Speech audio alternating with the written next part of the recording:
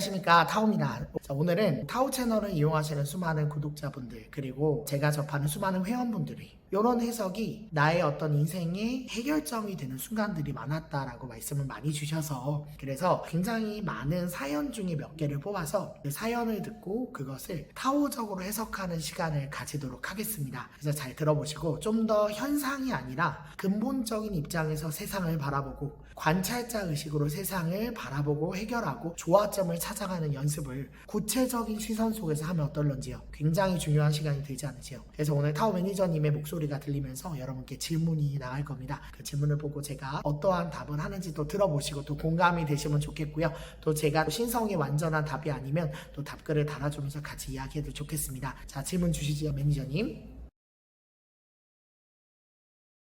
네, 타우님 안녕하세요. 회사에서 친하다고 생각했던 동료가 있었는데 최근에 제 뒷얘기를 하고 다녔다는 걸 알게 됐어요. 그 사람 고민도 많이 들어주고 진심으로 잘해줬다고 생각을 했는데 너무 배신감이 들더라고요. 그 이후로는 사람을 쉽게 못 믿겠고 인간관계 자체가 피곤하게 느껴집니다. 사람은 왜 가까워질수록 더 상처를 주고받게 되는 걸까요?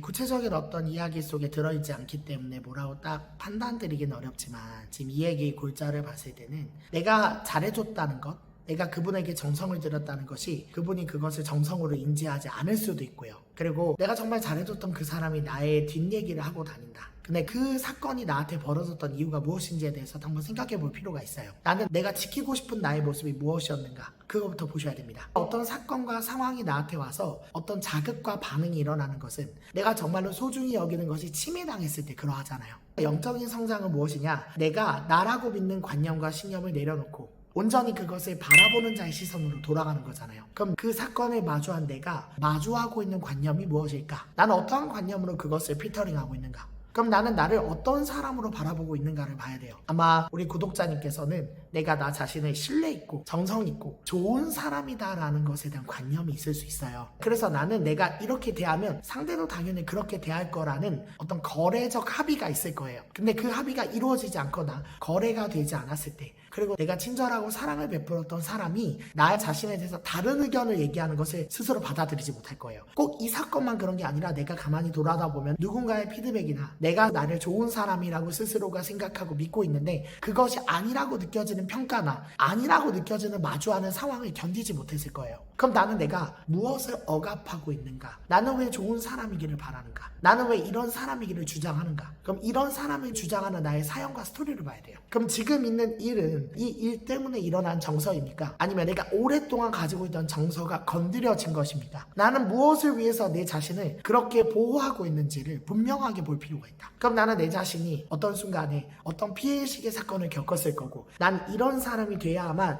내 상처를 감수할 수 있을 거라고 믿었던 것 같아요. 근데 그런 내가 어떤 상황 속에서 건드려지기만 하면 나한테 굉장한 배신감과 좌절감이 느껴지잖아요. 사실 따지고 보면요, 내가 아무리 잘해줬다는 건 내 생각일 수 있고 그 사람은 그 사람의 의견대로 뒤에서 뒷담화를 한 거예요. 뒷담화는 앞담화가 어떤 차이가 있습니까? 앞담화는 내 앞에서 분별하고 나에게 공격적인 언행과 솔직한 얘기를 하는 거고 뒤에서 그 사람의 의견과 기준을 이야기한 거잖아요. 그냥 그 사람의 기준에 내가 안 맞았을 뿐이에요. 근데 그 평가를 받아들이지 못하는 것은 사실 내 문제거든요. 그 사람이 내가 싫을 수 있잖아요. 누군가가 나를 싫어할 수 있는 자유를 주셔야 돼요. 누군가가 나를 미워할 수 있는 자유를 주셔야 돼요. 그래야 그 사람도 나도 해방될 수 있다. 그래서 내가 어떠한 관념이 걸려서 나를 뒷담화하고 내가 준 신의를 거절했다라는 배신했다라는 스토리를 내가 만들고 있는지 그 생각은 정말로 맞는 건지 아니면 그냥 나의 생각일 뿐인지 그 배신이라는 것이 이루어졌다면 그 사람 입장에서 왜 그럴 수밖에 없었는지 근데 그런 사람을 내가 용서하지 못해 그게 왜 나한테 큰 문제가 되고 있는지 정말 내가 공심으로 잘해줬다면 잘해준 걸로 끝날 수 있는데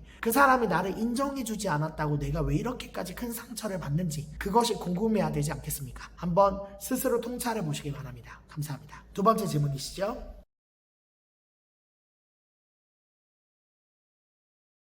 네, 타우님 안녕하세요. 저는 평소에는 괜찮다가도 누군가에게 무시당했다고 느끼는 순간 감정이 크게 흔들립니다. 별것 아닌 말인데도 자존심이 너무 상하고 하루 종일 그 장면이 머릿속에서 반복이 돼요. 왜 사람은 무시당했다고 느끼면 존재 자체가 부정당한 것처럼 괴로운 걸까요?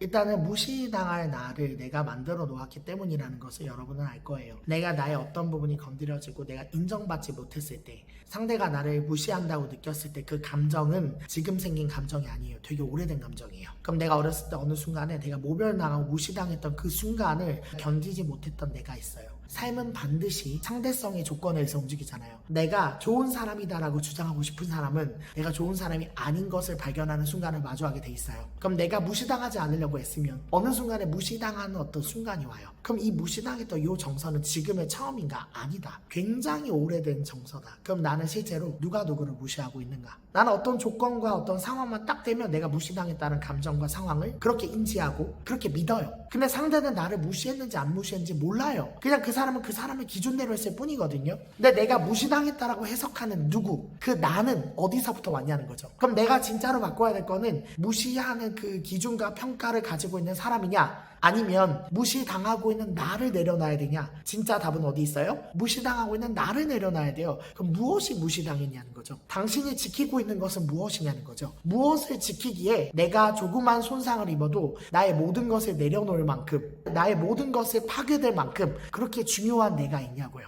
그 지키고 싶은 예민한 나, 훼손되지 말아야 될 영역을 만들어 놓은 그 나는 사실은 저 밑바닥에는 정말로 상처받은 아이가 있는 거 아니겠어요? 그 아이가 치유가 돼야 이 윗부분에 있는 관념의 벽을 내가 놓을 수 있잖아요. 근데 내가 이걸로 방어하는 이유는 정말로 상처받고 싶지 않은 마음이 있는 거잖아요. 그 마음은 아마 대접받지 못한 마음일 거고, 스스로가 버림당했다는 마음일 거고, 스스로가 굉장히 많이 소외됐다는 마음일 거예요. 그 마음이 내 안에 있어. 그 기억 속에 나는 생존의 욕구에 의해서 이러한 감정을 다시 한번 느낀다면 나는 생명의 위협을 느끼고 사회적 생명의 죽음을 뜻하는 것인데, 이것을 또 한 번 느끼게끔 만드는 그 사람이 너무 원망스러운 거잖아요. 내가 인정받지 못하고 무시당했던 나를 내가 허용하지 못하는 거죠. 그 이유는 뭐냐면 진짜 내면 안에 내가 무시당했고 위협당했던 그 순간에 나를 붙잡고 있고, 실제로는 무시하고 있는 것은 그 사람이 아니라 내가 나 자신을 끊임없이 무시하고 끊임없이 나를 계속 죽이고 있었던 역사가 내 몸에 남아있는 거죠. 그럼 지금의 공부는 무엇이겠습니까? 내가 무시당하고 내가 죽어있고 내가 스스로가 자존감이 없는 그 아이가 사랑을 받을 때다. 진정한 사랑을 받을 때고, 진정으로 용서받을 때고, 그리고 내가 그렇게 무시당했던 순간을 잊지 못하는 저 밑바닥에는 인정받고 싶은 욕구가 있을 거고, 그래서 온전하게 신성과 본성의 인정을 받고 이 아이가 계속 튀어나오는 것을 이제는 회원해야 될 때가 됐다. 모든 상황에서 내가 말하는 반응은 내 안에 있는 회원될 것이 튀어나온 것이고, 내가 반응이 세면 셀수록 그 반응은 집착되어지고 치우쳐 있는 것이고, 그것은 내가 언젠가는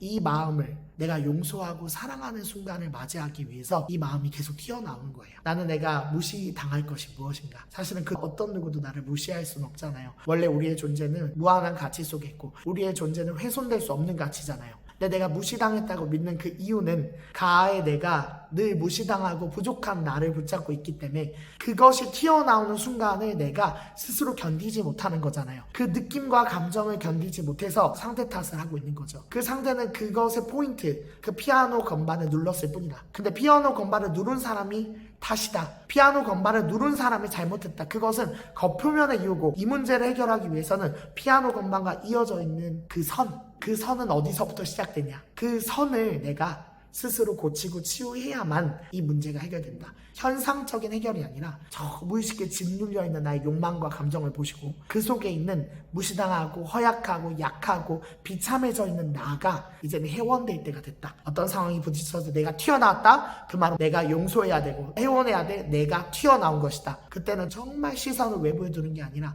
내부로 들어가 내가 왜 이런 감정이 일어날 수밖에 없는지를 봐야 한다. 그 감정을 내가 소화하고 수용하고 용서하는 시간이다. 네, 감사합니다. 자, 마지막 질문이지요? 네, 안녕하세요, 다운님. 저는 인간관계를 오래 유지하는 게 너무 어렵습니다. 처음에는 잘 지내다가도 시간이 지나면 점점 지치고 혼자 있고 싶어져요. 그래서 연락을 피하게 되고 결국 관계가 멀어집니다. 근데 또 혼자 있으면 외롭고요. 왜 저는 사람과 가까워지고 싶으면서도 동시에 멀어지고 싶은 걸까요? 참 오묘한 감정이지 않습니까? 함께 있으면 불편해요. 왜 불편해요? 우리가 혼과 혼이 만나면 사실은 관찰자 의식과 관찰자 의식이 만나는 거거든요. 그 말은 뭐냐면 내가 나를 바라볼 수 있는 의식은 나를 성숙하게 만드는 의식이에요. 내가 나를 보는 사람은 내가 내 양심에 비추어 봤을 때 내가 관념에 치우쳐 있거나 나의 기준인 것을 내가 스스로 인지하고 알아채고 그 기준이 일방적이고 무조건 옳지 않다는 것을 이미 알고 있고 그래서 내 기준에 의해서 모든 것을 일방적으로 사람한테 일방통행하지 않는 내 방식으로만 주장하지 않게 되잖아요. 맞죠? 근데 내가 같이 있는데 불편한 이유는 뭐냐면 그 사람의 방식과 나의 방식이 부딪혀요. 그래서 나는 이 사람의 방식을 수용할 마음이 없어요. 그럼 이 사람의 방식을 수용하지 않은 방법은 여러 가지가 있어요. 아예 회피하거나 내가 반응하지 않거나 아니면 그 사람을 따르는 척 하다가 중간에 놓거나 내가 그 사람을 허용할 수 있는 범위가 요 정도인 범위로 교류한다면 그 허용 범위만큼 그 사람과 만나잖아요. 근데 우리는 이렇게 생각해요. 그럼 제가 다 맞춰줘야 돼요, 그 사람한테? 그럼 편할까요? 그렇지 않죠. 그 사람한테 관념을 다 맞춰주면 난 어떻습니까? 되게 허하고 허망하고 왠지 호구가 된 듯한 느낌이 들잖아요. 그럼 그 사람과의 관계에는 어떤 게 필요하냐? 두 글자, 균형이 필요해요. 관계의 균형은 뭐냐면 사실 좀 냉정한 언어로 얘기하면 거래예요. 이 사람과 내가 서로가 서로를 느끼는 과정 중에 어떻게 하면 이것이 톱니바퀴가 굴러가듯이 맞물리냐의 게임이거든요. 근데 감각과 센스가 뛰어난 사람일수록 상대에게 이렇게 바퀴를 잘 맞춰요. 그래서 조화롭게 부딪힘 없이 균형을 잘 맞추는데 내가 그 사람과 부딪힘이 일어나는 이유는 그 사람의 방식을 주장하고 싶은 그 사람의 에고와 내가 나라고 고잡하고 싶은 나의 에고, 나라는 것이 부딪히기 때문에 그런 거잖아요. 그것이 튀어나왔을 때 우리의 태도는 보통 피하거나 아니면 그 사람을 힘으로 누르거나 그러거든요. 그렇게 해서는 문제가 해결되지가 않아요. 눌린 그 사람은 또 다른 반응으로 나한테 그대로 보복하게 돼 있고 그걸 피한다고 해서 그 사람 같은 사람을 못 만나냐? 아니 또 만나죠, 그 상황을. 그럼 내가 정말로 영혼의 성장의 관점에서 그 사람과 온전히 공부한다는 거는 소통을 피하지 않고 온전히 그 사람의 얘기를 들어보고 그 사람과 내가 함께 걸어갈 수 있는 조율점을 맞이하는 거예요. 근데 저한테 물을 수 있어요. 아무리 얘기해도 소용없던데요? 그냥 답정 너던데요? 그 사람은 얘기가 안 되는 사람이에요. 정말 얘기가 안 된다면 거기에 맞는 조화점이 있을 거예요. 내가 그 사람과 같이 있기도 하고 멀리 떨어져 있기도 하다. 같이 있을 때 가장 행복한 방법은 나도 그 사람도 만족하는 거잖아요. 그 조율점의 감각을 잘 맞추는 사람이 인간관계를 잘해요. 그럼 그 조율점을 잘 맞추는 사람의 특징은 나라고 할 것이 없는 사람이에요. 그럼 나라고 할 것이 없는 사람은 줏대가 없는 사람 아니야? 아니요. 내가 사라진 사람은 어떤 누구를 만나도 그 사람과 함께 살아가는 공생의 지점을 만나요. 그래서 그 사람과 공생점을 만나 거기에 맞춰서 또 소통을 해나가요. 그래서 이 사람은 누구를 만나도 신령스럽게 조화점을 만들어내요. 근데 그 사람이 자기를 죽이냐? 아니, 늘 공생하는 의식 속에 있기 때문에 나도 살아나는 지점이 어딘지를 아는 사람이죠. 근데 내가 가까이 있을 때는 그렇게 조화점을 맞추는데 내가 멀리 떨어지면 안 될 것 같아. 멀리 있으면 또 너무 싫어. 사람이 없으면 너무 싫어. 그게 당연하거든요. 왜냐면 인간 에고는 달면 삼키고 쓰는 배잖아요. 같이 있으면 불편한데 또 멀리 떨어지면 내가 분리감이 너무 심해. 외로워서 나 혼자인 것 같고 분리된 나가 존재하는 것 같아. 그래서 우리는요, 점점 영혼이 성숙할수록 멀리 떨어져 있어도 이미 하나 되었다는 것을 인식하는 사람은 혼자나 같이나 별로 다르지 않아. 근데 내가 아직도 아이냐 이냐라는 내향형과 외향형을 따지는 사람은 아직 나라는 것이 분명히 존재하는 사람이야. 그것이 관념의 허구라는 거, 그것이 환상임을 깨달은 사람이어도 그것이 체육체득되는 데는 시간이 꽤 걸려. 그럼 사실은 우리는 어떤 존재냐? 육체라는 현상이 있어서 그렇지 공통된 하나의 영혼으로 돼 있잖아요. 하나의 우주의 보편적인 영혼 속에 있잖아요. 그것이 늘 느껴지고 감각이 깨어난 사람은 멀리 떨어져 있어도 합일감 속에 있고 같이 있어도 합일감 속에 있죠. 어떤 상황과 직업과 사람을 만나도 거기에 맞게끔 큰 합일 속에 하나 속에 계속 조율해 나가게 돼 있거든요. 너의 기쁨이 나의 기쁨이라고요. 너의 슬픔이 나의 슬픔이라고요. 당신이 기뻐한 만큼 나도 기쁘다고요. 그 속에 있는 사람은 별로 걱정할 것이 없어요. 누굴 만나도 진심일 테니까요. 누굴 만나도 나도 상대방도 살릴 거니까요. 나만을 죽이면서 하진 않을 거니까요. 그래서 모두가 하나의 어떤 에너지권에서 조화점을 맞추어가는 감각이 트인 사람은 어디를 가도 그 사람은 센스 있는 사람이 돼요. 어디를 가도 거기에 가장 각도에 맞는 조화점에 맞는 일과 선택과 말을 하게 돼 있어요. 그래서 그 사람과 옆에 있으면 문제가 해결이 돼요. 그 사람과 옆에 있으면 내가 사랑받는 것 같아요. 그 사람은 과하지도 않고 덜하지도 않는 사람이에요. 너무 과하면 부담스러울 텐데 그러지도 않고 너무 덜하지도 않고 늘 함께 서로 할 수 있게끔 만들어주는 사람이 되죠. 그런 사람이 공생의 감각이 깨어난 사람이라고 하죠. 그 사람은 멀리 떨어져 있는다 해서 그것이 나에게 분리감으로 느껴지잖아요. 왜? 에고라는 것 자체는 분리감을 만들지만 우리는 애초에 분리된 적이 한 번도 없거든요. 그래서 그 사람은 합의감이라는 에너지권 속에 있기 때문에 멀리 떨어져 있어도 그 에너지권 속에서 자기의 힘을 발휘해요. 그리고 전혀 육체적인 거리는 떨어져 있다 해서 떨어져 있다고 생각하잖아요. 모든 것과 연결되어 있다고 생각하기 때문에 또 거기에 맞는 조화점을 만들어가요. 그래서 떨어져 있다, 붙었다 이 얘기를 넘어서는 자리가 있다고. 그 자리가 우리의 상식과 기본 관념을 넘어선 자리고 본래 깨달음의 원천의 자리라고요. 그 자리로 돌아가셔야 모든 문제가 해결됩니다. 감사합니다.